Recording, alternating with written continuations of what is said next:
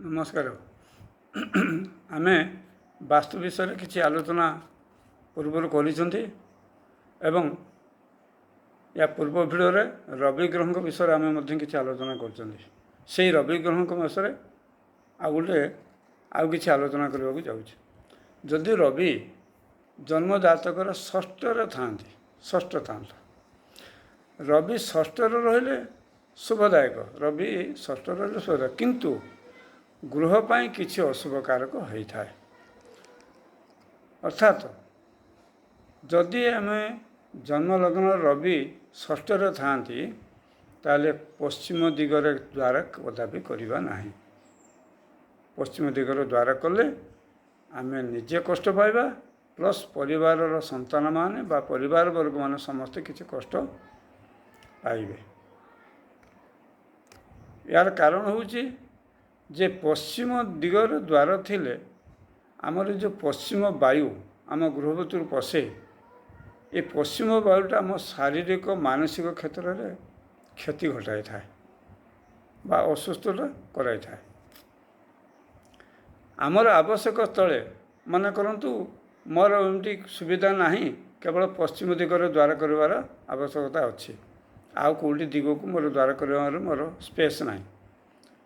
आम निश्चित भाव पश्चिम द्वार द्वार करिपरिबा किंतु एठी किछि प्रतिकारक आवश्यकता अच्छी। पूर्व कही रवि बाधक ग्रह होते गृहर आम कौन करवा ना सरकारी देय सब पैठ करवा प्रतिदिन सूर्य को अर्घ्य प्रदान करवा। पश्चिम द्वार करने गले कौन करेंगे ना आपणकर भाग कई भागरे आम द्वार करवा भल वास्तुविधि सहित आलोचना करी माप ने से माप अनुसार आपणकर द्वारटा करेंगे प्रथम। द्वितीय कथा है पश्चिम द्वार सीधार गोटे चौरा रखु जदि आपणकर से मुख्य द्वार होता है सीधार आप गोटे चौरा रख पूरा द्वार सीधार रखु एवं गोटे श्वेत अरक गछ लगातु ताकू प्रतिदिन जल दिंतु बंचिक रखु।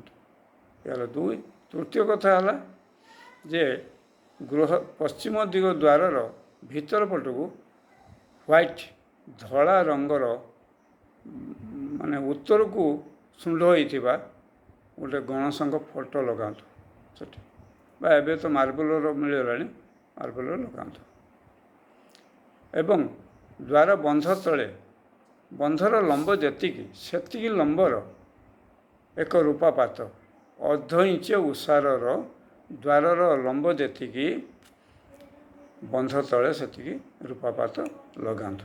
या द्वारा आपंकर रवि संतुष्ट हेबे प्लस पश्चिम द्वार दोष किसी परिमाण निश्चित भाव समाधान हेब।